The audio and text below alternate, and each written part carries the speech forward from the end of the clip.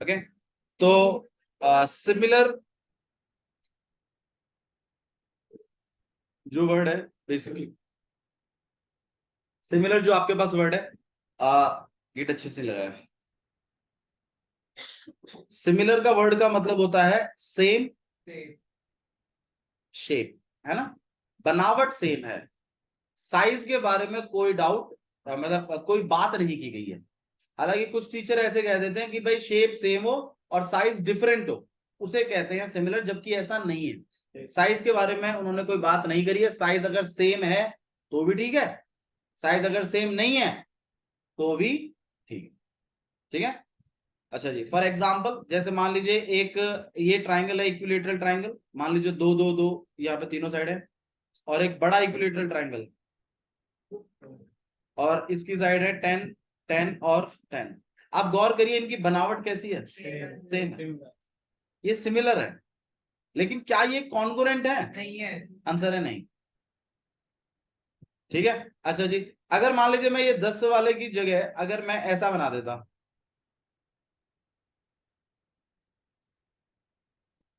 क्या ये सिमिलर है? सिमिलर भी तो है भाई, बनावट तो सेम ही है, और साइज भी कैसा है, सेम ही है, तो ये कॉन्ग्रुएंट भी है। तो जो चीज कॉन्ग्रुएंट है वो सिमिलर जरूर है, लेकिन जो चीज सिमिलर है उसके कॉन्ग्रुएंसी के बारे में आप कुछ कह नहीं सकते। कॉन्ग्रुएंट हो भी सकते हैं और कॉन्ग्रुएंट नहीं भी। कॉन्ग्रुएंट का मतलब होता है एग्जैक्टली इक्वल, और सिमिलर का मतलब होता है with same shape, shape same.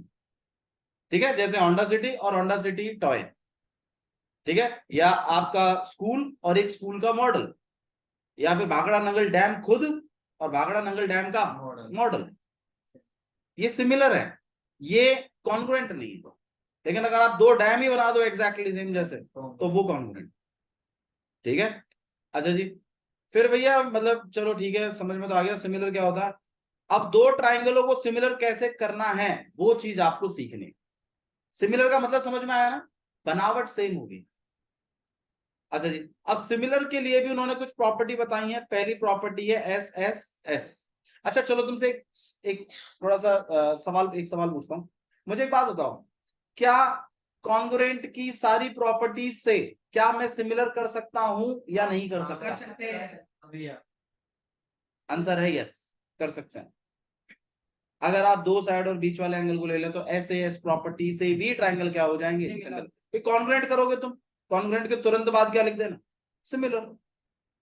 तो कॉन्ग्रुएंट की सारी प्रॉपर्टीज अलाउड हैं सिमिलर के लिए, पर सिमिलर की कुछ ऐसी प्रॉपर्टीज हैं जो सिर्फ सिमिलर के लिए ही अलाउड है, कॉन्ग्रुएंट के लिए वो अलाउड नहीं है। उन प्रॉपर्टीज पर गौर करेंगे। सबसे पहली प्रॉपर्टी है एस एस एस, यहां जो साइड साइड साइड है, ध्यान रखिए, वो प्रोपोर्शनल है।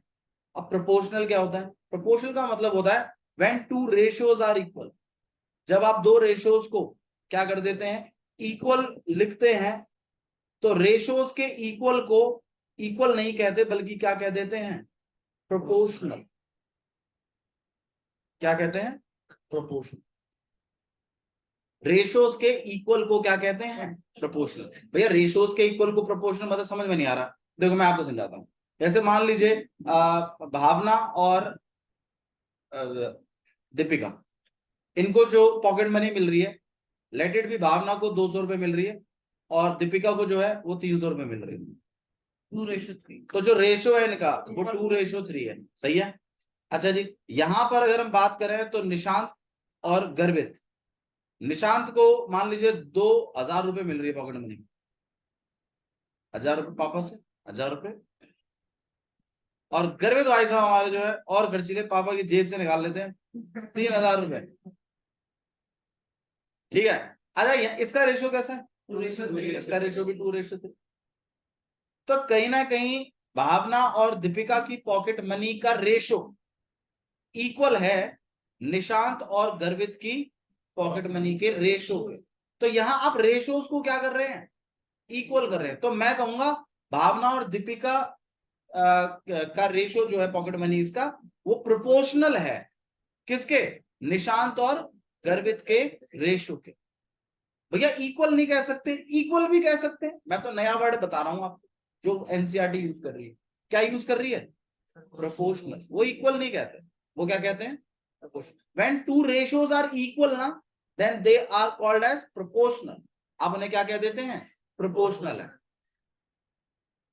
क्लियर है? समझ में आया? अच्छा जी, मुझे एक बात बताओ, अगर मैं ये बात लिख दूं जस्ट ऐसे ही, भावना और मतलब यहाँ पे अपने दिव्या जी और यहाँ पे निशांत और गर्वित, मैंने, हाँ जी हाँ जी, यहाँ लास्ट में तो भावना और दीपिका और निशांत और गर्वित, इनका जो पॉकेट मनी का रेशियो है वो आपस में इक्वल है। मैं आपसे ये पूछ रहा हूं, क्या इससे मैं ये कह सकता हूं क्या कि भावना और निशांत की पॉकेट मनी सेम है? नहीं कह सकते। अगर उनके रेशियोज इक्वल हैं तो क्या मैं उनकी वैल्यूज को भी इक्वल कह सकता हूं क्या? आंसर है नहीं कह सकते। रेशियोज का इक्वल होने का मतलब वैल्यूज का इक्वल होना नहीं हो। भाई देखो ना, आप खुद देखिए ना, भावना जी को कितनी मिल रही थी? 200। निशांत को कितने मिल रहे थे? 2000। क्या ये 200 और 2000 बराबर है? भाई उनके रेशियोज इक्वल है, उनकी वैल्यूज इक्वल नहीं है। मतलब भावना और निशांत की सेम पॉकेट मनी है या दीपिका और गर्वित की सेम पॉकेट मनी है, ऐसा कुछ नहीं है। बट हाँ, उनको रेशियोज करता हूं तो वो आपस में कैसे आते हैं? इक्वल आते हैं। कोई दिक्कत है इसमें तो बताइए। ठीक है, क्लियर है? यहां तक समझ में आया? ठीक है।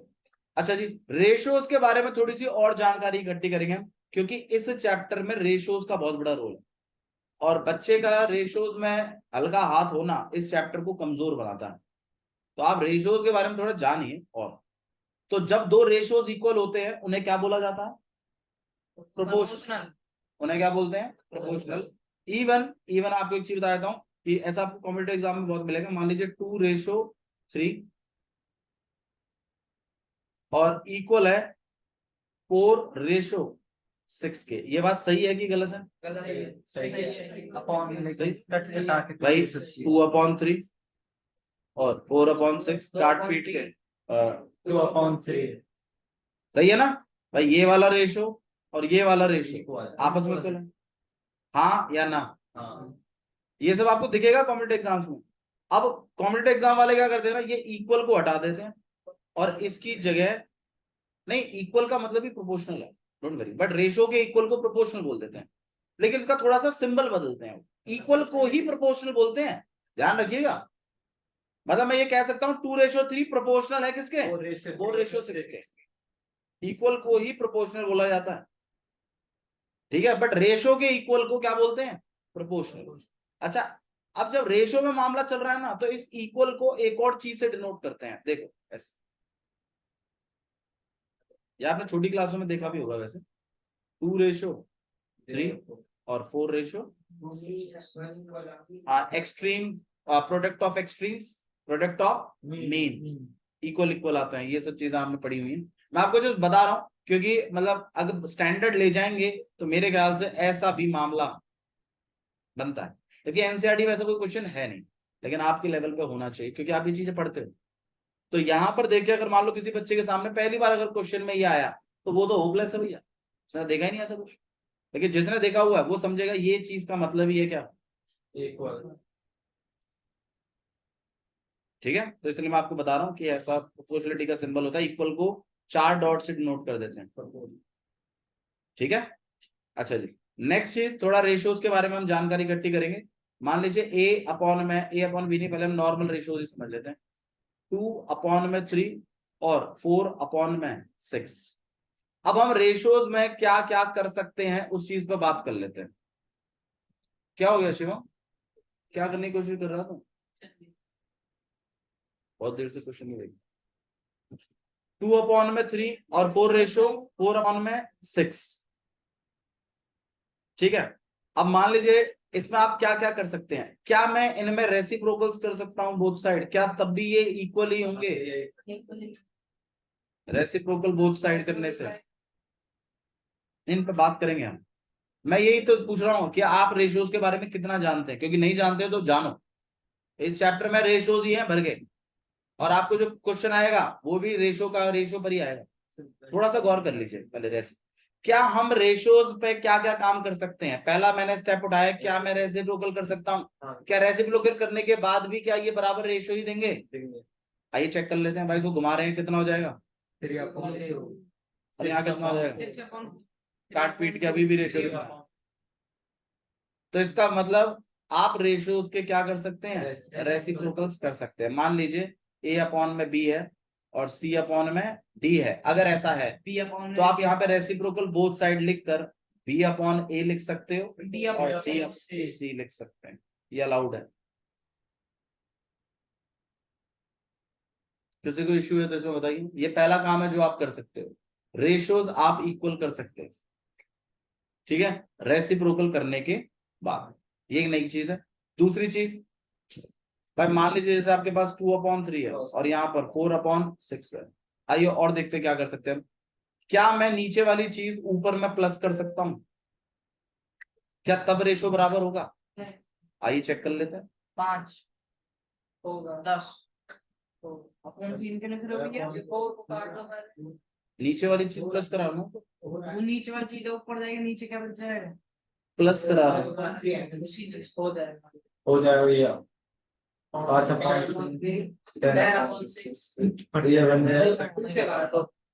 काट पीट की रेशियो कितना आता है? क्या सीखने को मिला? बिल्कुल। क्या कि आप नीचे वाली वैल्यू को ऊपर ले जाकर प्लस करके लिखेंगे तो भी रेशो इक्वालिटी पर कोई फर्क नहीं पड़ेगा, बट ये काम आपको दोनों तरफ करना है। एक तरफ माइनस करके आएगा। आइए चेक कर लेते हैं, कभी चेक किया नहीं मैंने।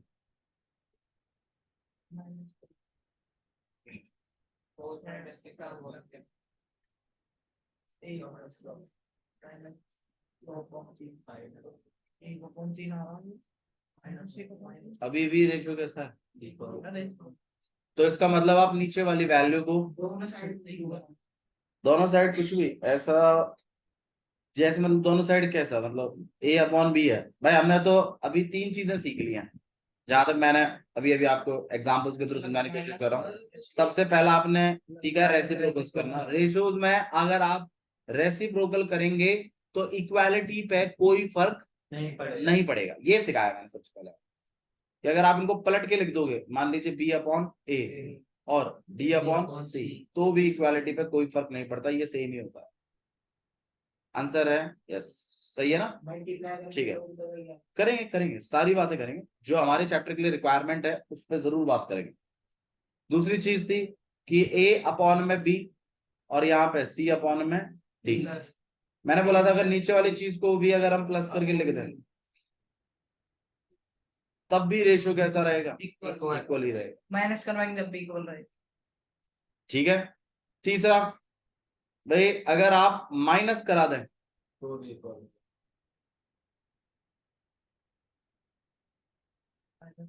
माइनस भी करा दें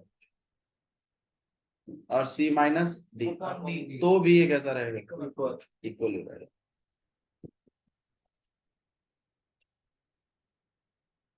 ठीक है, ये 3 चीजें हमने देख ली कि भैया रेसिप्रोकल करते हैं तो भी, प्लस करते हैं तो भी, माइनस करते हैं तो भी। ठीक है। अच्छा जी, अब यार देखो, वैसे तो इस प्रॉपर्टी को कुछ कहते हैं कॉम्पिटेंडो और ऐसे करके, आपने पढ़ा है? कभी नहीं पढ़ा? चलो ठीक है। लेकिन इस तरीके कॉम्पिटेंडो एंड डिवेंडो वैसे एक टॉपिक है जो छोटी क्लासों में काफी यूज किया जाता है। नीचे वाली चीज को प्लस करके जो लिखते हैं उसको कॉम्पिटेंडो कहते हैं, और जो माइनस करते हैं तो उसको डिवेंडो कहते हैं, और जब दोनों करते हैं तो कॉम्पिटेंडो एंड डिवेंडो कहते हैं। बट चलो कोई बात नहीं, अगर आपने नहीं पढ़ा है तो मैं बता देता हूँ। ठीक है, कोई बात नहीं, हम ऐसा कुछ भी नहीं पढ़ेंगे जो आपके एनसीईआरटी से मैच नहीं करेगा। मैं आपकी बात बताऊं, अगर मुझे नीचे वाली चीज अगर ऊपर प्लस करानी है तो ऐसी रैंडमली थोड़ी प्लस करा दोगे, कुछ लॉजिक तो होगा ना उसके पीछे का। मैं आपको बता दूं, अगर आपने पढ़ा होता तो मैं डायरेक्ट लिखवाता, नहीं पढ़ा है तो आपको कैसे प्लस करवाना है उसको देखो, और माइनस कैसे करवाना है उसको भी देखो। आइए देखते हैं। ए अपॉन बी अगर आपके पास है, और अगर आप प्लस वन तो करा सकते हैं ना भाई बोथ साइड, ये तो मैथमेटिकली सही है मामला। भाई मान लो आपकी और इसकी पॉकेट मनी, इस आपकी 200 थी, इसकी भी 200 है, मैंने एक और एक प्लस कराया, 201 201, तो इक्वली तो है, इक्वालिटी पे तो कोई फर्क नहीं पड़ा ना, मैं इक्वालिटी पे बोल रहा हूँ। सही है भाई, 200 और 300 होता तो वो इक्वल ना होते। ठीक है भाई, एग्जाम भी तो है, एक आपने वो यूक्लिड ज्योमेट्री पढ़ा तो है 9th क्लास में कि if equals are added to equals then the whole are. ये पढ़ा है नहीं पढ़ा? नहीं पढ़ा नहीं। कितना पढ़ा था चैप्टर? Euclid geometry. हाँ हाँ तेरी में कोई बात नहीं, कोई बात नहीं, अरे यार हम आज तक यही तो करते हैं, हम प्लस नहीं किए बोथ साइड, कराए। अब मुझे हाँ स्क्वायरिंग भी कराए। अब इसको थोड़ा ध्यान दो, अब अगर मैं यहां पर एलसीएम ले लूं तो क्या हो जाएगा भाई ये? अरे मामला बंद हो गया आपका बिल्कुल जैसा हम चाहते थे। तो कॉम्पिटेंट तो सीखना भी नहीं पड़ा और अपना मामला भी बन गया। बस इतना ध्यान रखना, अगर कभी भी नीचे वाली चीज को ऊपर प्लस करवाना है तो आप क्या करेंगे? +1 बोथ साइड। कोई इश्यू है तो बताइए इसमें, ठीक है? अच्छा, और अगर माइनस कराना है तो -1 बोथ साइड। भाई A/B है, यहाँ C/D है, तो अगर मैं माइनस करा दूं तो उससे क्या हो जाएगा आपके पास? यहाँ भी आ जाएगा A-B, C-D कितना हो जाएगा? देखो ना, माइनस हो गया ना। कोई इश्यू है तो बताइए। क्या क्या सीखा? रेसिप्रोकल कर सकते हैं, +1 करते हैं तो नीचे वाली चीज ऑटोमेटिकली ऊपर जाके क्या हो जाती है? प्लस। और -1 करते हैं तो नीचे वाली चीज ऑटोमेटिकली ऊपर वाली वैल्यू के साथ जाके क्या हो जाती है? माइनस। तो अगर कभी रिक्वायरमेंट पड़ी कि नीचे वाली चीज को माइनस करा लेते हैं, हमारा प्रूफ हो जाएगा, तो हम करवाएंगे -1 बोथ साइड करके। ठीक है, संतुष्ट है आप यहां तक? चलिए नेक्स्ट एक और चीज देखते हैं। देखो मैं ये सारी चीजें आपको इसलिए बता रहा हूं क्योंकि ये सब चीजें यूज होंगी, और जब मैं यूज करूंगा तो आप इस बात को कहिएगा नहीं ये क्योंकि मैं आपसे सुनना चाहूंगा उस टाइम कि कैसे प्लस कराऊं। तो आप खुद बताना कि ऐसे कर लो भैया, आपने बताया था +1 बोथ साइड करने से प्लस हो जाता है। ठीक है, नेक्स्ट चीज। शिवम अभी देख रहे हैं क्वेश्चन? मैं पूछ रहा हूँ, अरे मैं पूछ रहा हूँ, क्वेश्चन नहीं देख रहे हो? अब क्वेश्चन नहीं देख रहे ना, वही मतलब। नेक्स्ट देख लो भाई, यहाँ पे जैसे मान लो यहाँ 2/3 है, 4/6 है। अच्छा, अगर ऊपर ये चीज काम कर रही है तो क्या नीचे भी काम करेगी? आइए देख लेते हैं।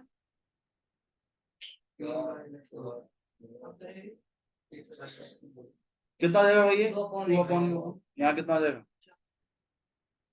काट पीट के 2/1।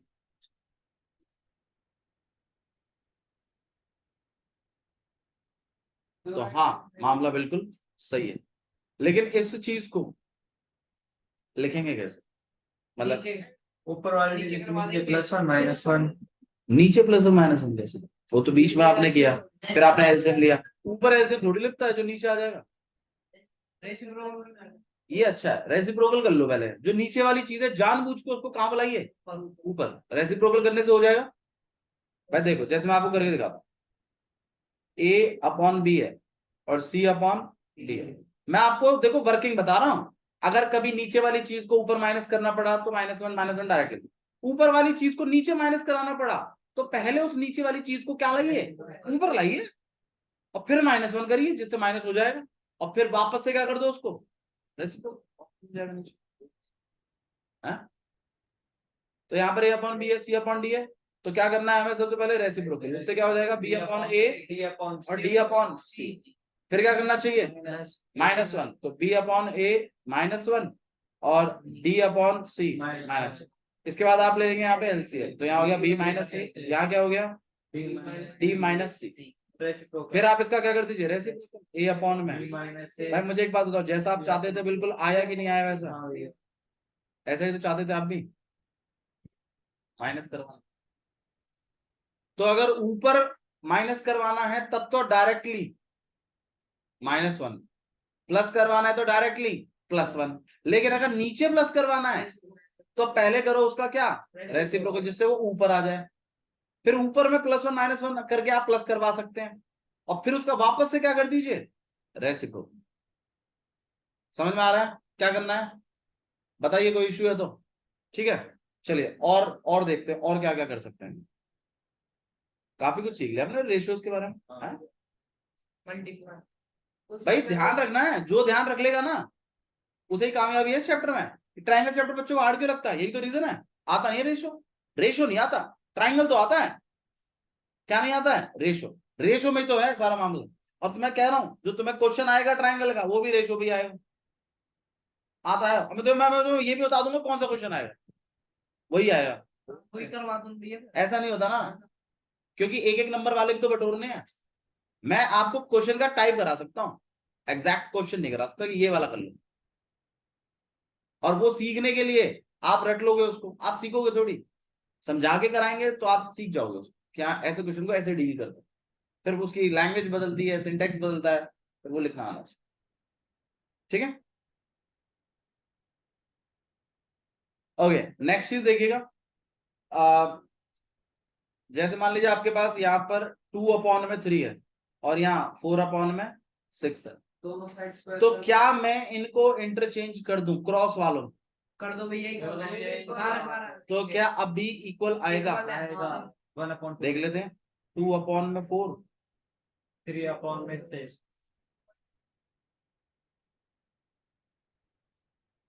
रेशो अब भी कितना है? 1/4 क्या सीखा आपने? ये तो वही हो गया ना। हाँ हाँ ये टेक्निक बहुत यूज होगी भाई, बहुत ज्यादा यूज होगी, मैं पहले बता रहा हूं तुम्हें। आप क्रॉस स्वैपिंग करेंगे, इस वाले के डिनोमिनेटर को न्यूमरेटर में भेज दोगे, उसके न्यूमरेटर को यहां बुला लोगे। प्रूफ में रिक्वायरमेंट होगी यार ये सही तो है, बट खाली अगर ये इधर की जगह उधर होता और उधर की जगह इधर होता तो मेरा प्रूफ हो जाता। 2 और 6 को भी कर सकते हैं। बिल्कुल कर सकते हैं भाई। देखो इसमें आपने सीखा कि आप इस बी को उधर और सी को इधर खींच सकते हैं।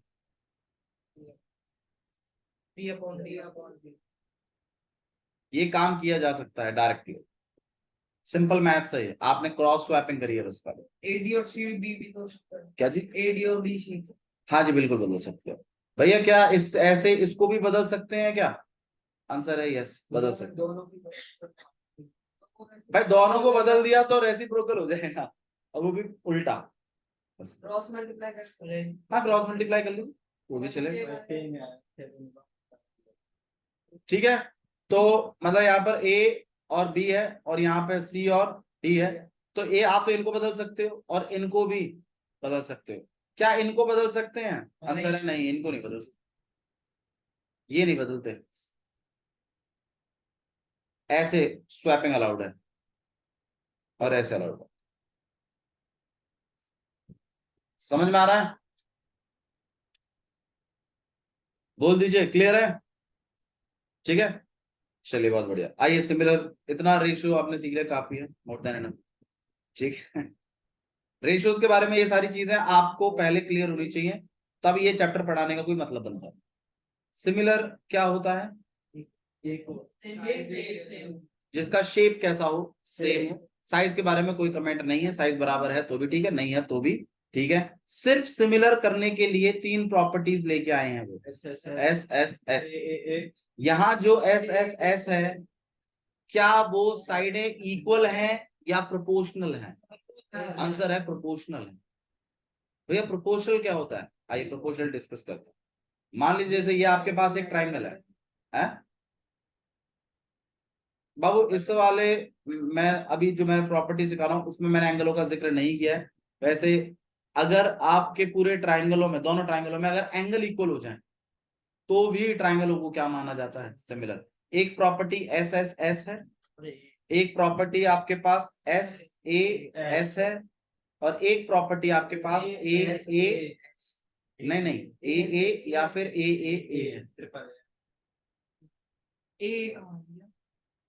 दो एंगल से भैया कैसे हो जाएगा? तीसरे वाले की जरूरत नहीं है भाई। अगर किसी ट्राइंगलों के, दो ट्राइंगलों के दो एंगल इक्वल है ना, तो तीसरा तो ऑटोमेटिकली इक्वल होता है। ठीक है, आप ऐसे समझ लीजिए, जैसे मान लीजिए ये एक ट्राइंगल है आपके पास, ये मान लीजिए 60 है, यहाँ 80 है, और ये दूसरा ट्राइंगल बना लेते हैं, यहाँ 60 है और ये 80 है। मैंने दो एंगल इक्वल करे हैं बस, तुम बताना मेरे को तीसरा एंगल क्या होगा यहाँ पे? 80 + 60 140, और बाकी कितना बच गया? 40। और इधर भी निकलवाना, तो दो एंगल अगर इक्वल हैं तो तीसरा वाला तो ऑब्वियस सी बात है इक्वल होगा ही, इसलिए उन्होंने बोला वैसे प्रॉपर्टी थी ये एंगल एंगल एंगल, तीनों एंगल अगर तीनों एंगलों के इक्वल हैं तो इन दोनों ट्रायंगलों को सिमिलर कहा जा सकता है।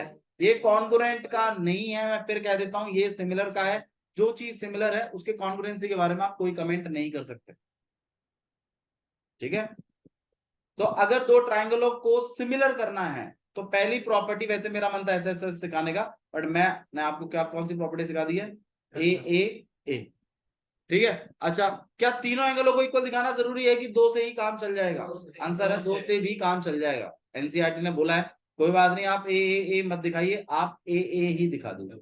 भैया एनसीईआरटी में कौन सी थ्योरम है, ये वाली है या ये वाली है? देखो एनसीईआरटी में अगर तुम्हें ऑप्शन चूज करने को मिले कि कौन सी वाली है तो इसको चूज करेंगे आप, ए ये एक्चुअल दो से भी हो जाता है वो एक अलग बात है, लेकिन हिसाब से आपको कौन सी चूज करनी चाहिए, ए है। नहीं आएगा मैं तो बता रहा हूं, थोड़ा कॉन्फिडेंस रखो।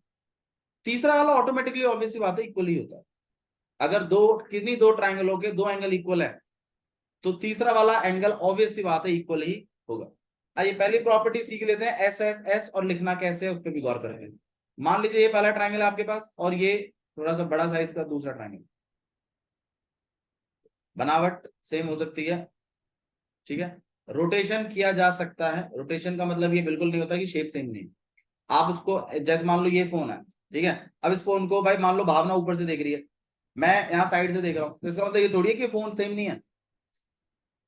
भाई आप इस ट्राइंगल को इस तरीके से देख रहे हैं, ये वाला मैंने हल्का सा रोटेट कर दिया, शायद ऐसा ही दिख जाए। रोटेशन से ट्राइंगल कभी चेंज नहीं होता। आप पेपर ले लीजिए, एक ट्राइंगल कट करिए, उसको अलग अलग एंगलों पे रखिए अपने सामने, आप बताइए क्या वो ट्राइंगल चेंज हो गया? सेम वो सेम ही तो है। क्या शेप बदल गई? नहीं, शेप भी नहीं बदली। रोटेट करने से शेप नहीं बदलती, समझ में आ गया? ठीक है, ओके। तो यहाँ पे आपके पास P है, ये Q है और ये R है। मैं इस वाली साइड को 2, यहाँ पे लेट इट बी 3 और यहाँ पे हम इसको 4 दे रहे हैं, ठीक है। ये वाली साइड मैंने रखी है 4, इस वाले को मैं 6 कह देता हूँ, ठीक है, इस वाले को मैं 8 कह रहा हूँ।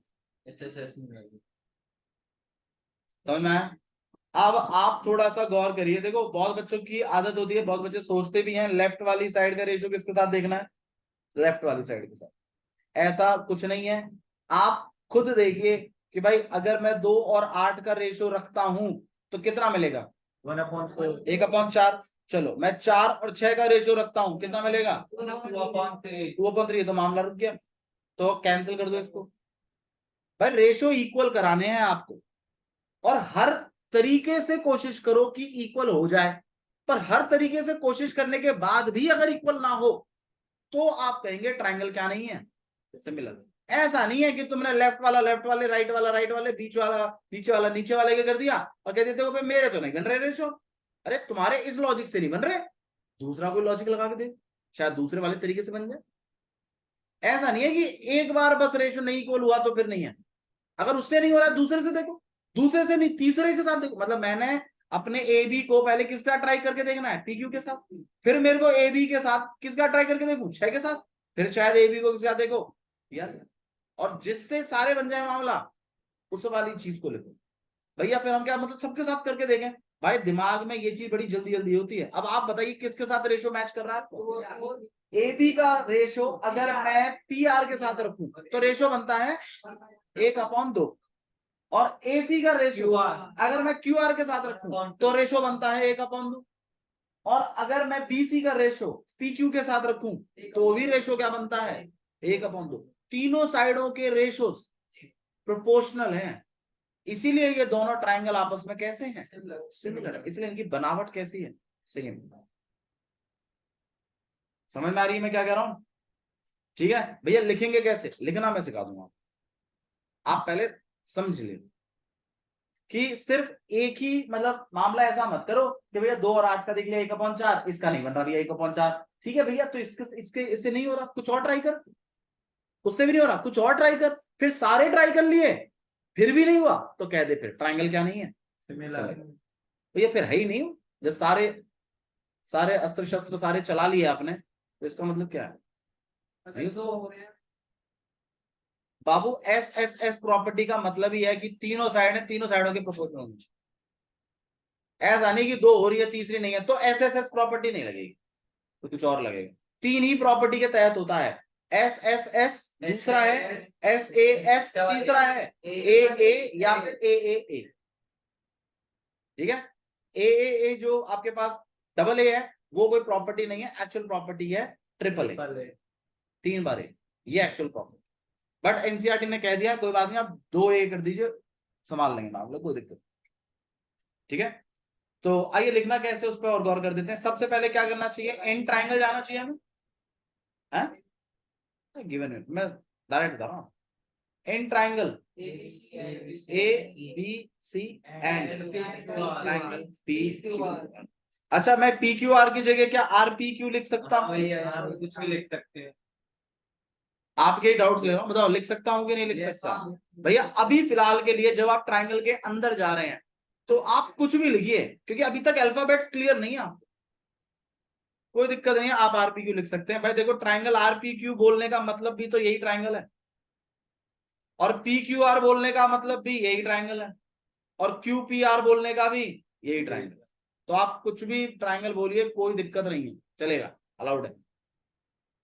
लेकिन जब अल्फाबेट सेट हो जाए, जब आप सिमिलर लिखोगे तब ऐसे एंड सेट लिखोगे तो नहीं चलेगा बिल्कुल, तब आपको बिल्कुल एक्यूरेट अल्फाबेट्स लिखनी। तो आइए देखते हैं। ठीक है, क्लियर हो गया? तो सबसे पहले मैंने क्या लिखा है, in triangle ABC and triangle R P Q. आ गए आप इसमें? हाँ, सही लग रहा है, देख लेंगे। In triangle R P Q. अब इसके बाद आपको इनकी साइडों को बताना है कि आपकी कौन सी साइड के अपॉन में चल रही है। तो आपने रेशियो फाइंड आउट किया है ए बी अपॉन, बताओ किसके साथ? पी आर के साथ। रेशियो कितना बना है? 2/4, काट पीट के रेशियो, तो रेशियो आया।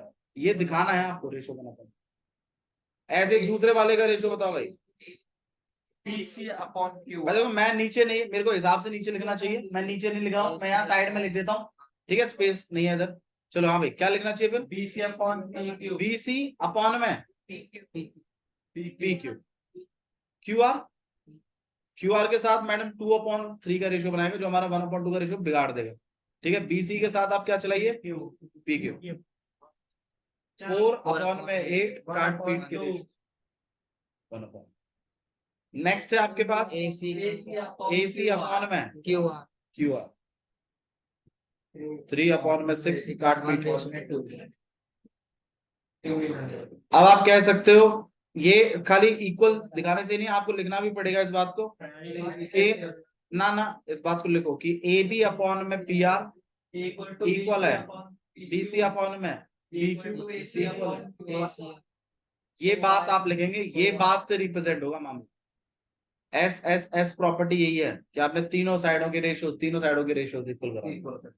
अब आप लिखोगे यहाँ पर कि भाई triangle A B C similar है ट्राइंगल। अब ए बी सी तो ठीक है भैया, वो तो आपने अपनी मर्जी से लिख दिया कुछ भी, लेकिन अब हम किस पैटर्न से लिखें वो भी तो बता दो। देखो गौर करो, ये जो ऊपर वाली साइड है ना, ये एक ही ट्राइंगल की है, और जो नीचे वाली साइड है वो एक ट्राइंगल की है। अब आप खुद गौर करिए, इसमें और इसमें कॉमन क्या है? तो इसमें और इसमें कॉमन क्या है? तो इसका मतलब एक ही जगह क्या चल रहा है? आप B की जगह P। बोल दीजिए, नहीं आया तो।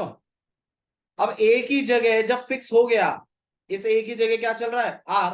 तो B की जगह क्या चल रहा है? तो B सेकंड पे है तो P। भैया वो कॉमन वाले से नहीं देखेंगे B को, कॉमन वाले से भी देख सकते हो, आपकी चॉइस। इसमें और इसमें देखो कॉमन क्या चल रहा है? B। इसमें और इसमें कॉमन क्या है? तो B की जगह क्या चल रहा है फिर? P। B सेकंड पे, P सेकंड पे। बाकी क्या बच गया आपके पास? एक Q। बाकी Q के लिए भी आप देख सकते हो, जब B की जगह फिक्स है P, तो C की जगह क्या है? Q। रीजन क्या है इसका? S S S। बोल दीजिए भाई, नहीं आया तो।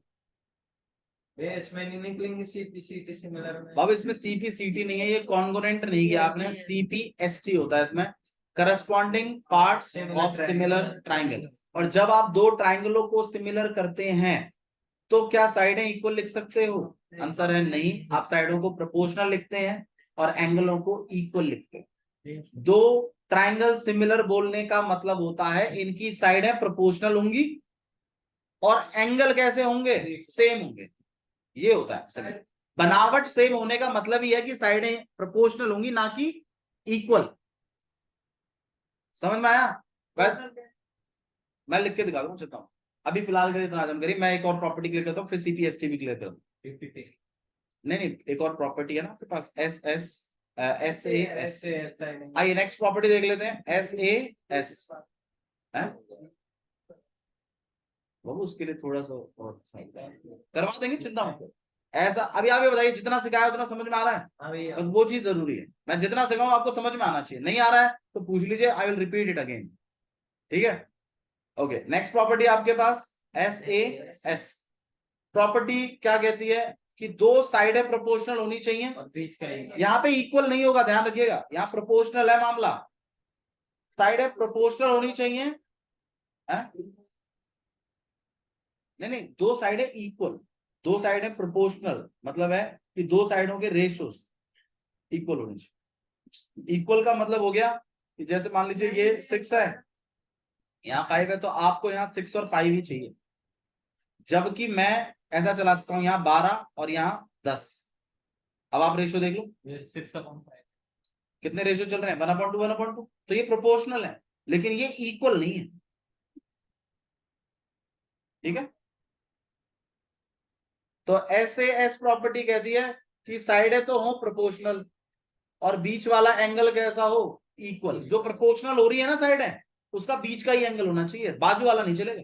बाजू वाला है तो सिमिलर नहीं है, फिर बनावट सेम नहीं। बनावट अगर सेम बतानी है दो ट्राइंगलों की, तो साइडें प्रोपोर्शनल चाहिए और उनके बीच में जो एंगल पड़ रहा है वो इक्वल चाहिए। समझ में आ रही है प्रॉपर्टी क्या है? ठीक है, जैसे मैं आपको दिखाता हूं, देखो जैसे मान लीजिए ये एक ट्राइंगल है आपके पास, लेट इट भी, यहाँ पर ए है, यहाँ बी है और ये सी है, यहाँ 5 है, यहाँ 6 है और ये बीच वाला एंगल जो है ये 60 है। और ऐसे ही आपके पास एक और ट्राइंगल है यहाँ पे पी क्यू आर। ये वाला जो एंगल है ये 60 है, ये वाली साइड लेट इट भी 10 है और ये वाली साइड लेट इट भी। अब आप बताइए कैसे लिखना चाहिए? An triangle ABC and triangle PQR, कैसे भी लिखिए कोई दिक्कत नहीं। अब जो साइड है प्रोपोर्शनल है, पहले तो उनके रेशियोज दिखाने पड़ेंगे आपको। उसके लिए क्या करें? पहले उनके रेशियोज तो निकालो, तभी तो इक्वल दिखाओगे। तो पहले तो आप AB अपॉन में RQ 5 अपॉन में 10 और बाकी कौन सा रहेगा आपके पास? 6/12 है 1/2 AB अपॉन R। तो अब आप यहाँ पे एक बात लिख सकते हो कि AB upon RQ equal to B equal है। Triangle ABC। इससे तो आपका एस तो हो गया, वो बीच वाला एंगल और दिखा दो कि भैया एंगल B किसके बराबर है? एंगल Q के। तो angle B equal to angle Q 60 degree. और दोनों ट्राइंगल आपके पास similar, triangle ABC similar RQ। अब कौन सा किसके इक्वल है? भाई मैंने बताया था ऊपर वाली साइड है एक ट्राइंगल की होती है, नीचे वाली साइड है दूसरे ट्राइंगल की होती है। अब आप बता दी दोनों में कॉमन क्या है? दोनों में कॉमन क्या है? B। इधर दोनों में कॉमन क्या है? Q। तो B की जगह क्या चल रहा है? B यहाँ बीच में, Q यहाँ बीच में। अब जब B की जगह Q फाइनल हो गया तो A की जगह क्या है? R। और बाकी क्या रहेगा? और रीजन क्या है इसका? SAS। बोलो भाई, ये प्रॉपर्टी समझ में आई आपको? इस तरीके से करना है, लठिया दूंगा। ठीक है, CPST और जान लो CPST का। Part of similar triangle. CPST corresponding parts of similar triangle. Corresponding parts of similar triangle. देखो, जिस तरीके से दो ट्रायंगल कॉन्ग्रुएंट बोलने पर आप उसके बारे में क्या क्या कह सकते हैं, उसे उन बातों को कहते थे CPCT। उसी तरीके से दो ट्राइंगलों को सिमिलर करने के बाद आप उनके बारे में क्या क्या बातें कह सकते हैं, CPS उसको कहते हैं CPST। ठीक है, अगर दो ट्राइंगल सिमिलर हो जाएं, मान लीजिए ट्राइंगल ABC सिमिलर है triangle let it be ZYX के, होगी कोई प्रॉपर्टी मुझे नहीं पता कौन सी है, लेकिन मैंने कह दिया दो ट्राइंगल सिमिलर है। अब तुम इनसे क्या क्या ले सकते हो, मैं आपको बताता हूं। दो ट्राइंगल अगर सिमिलर होते हैं ना, तो ध्यान रखिए आप उनके बारे में क्या क्या कह सकते हैं। आप उनके बारे में ये कह सकते हैं कि उनके एंगल्स बराबर हैं। अब कौन सा किसके बराबर है वो तो इसी से पता चले कि एंगल ए किसके बराबर है, एंगल जेड के, एंगल बी किसके बराबर है, एंगल वाई के, और एंगल सी किसके बराबर है। ये बातें आप कह सकते हैं कि एंगल ए एंगल जेड के, एंगल बी एंगल वाई के, एंगल वाई के, एंगल से एंगल और X के, एंगल सी एंगल ये भी एक्स। प्रोपोर्शनल ये कह सकते हैं आप। जेड वाई दूसरी बात आप ये भी कह सकते हो कि ये जो ए बी है प्रोपोर्शनल है। और जेड वाई है ये प्रोपोर्शनल है, इक्वल नहीं है। करस्पॉन्डिंग में अपना कॉन्ग्रुएंट में ये इक्वल हो जाते थे, सिमिलर में ये इक्वल नहीं होंगे, बल्कि क्या होंगे, रेशो इक्वल होगा। BC अपॉन में YX और AC अपॉन में ZX, इन बातों को कहते हैं CPST। ये वो बातें हैं जब दो ट्राइंगल सिमिलर होते हैं आप उनके बारे में कह सकते हैं। भैया सारी बातें लिखनी है नहीं, प्रूफ के लिए जो रिक्वायरमेंट है वो लिखिए। ठीक है, ठीक है, जा सकता हूं।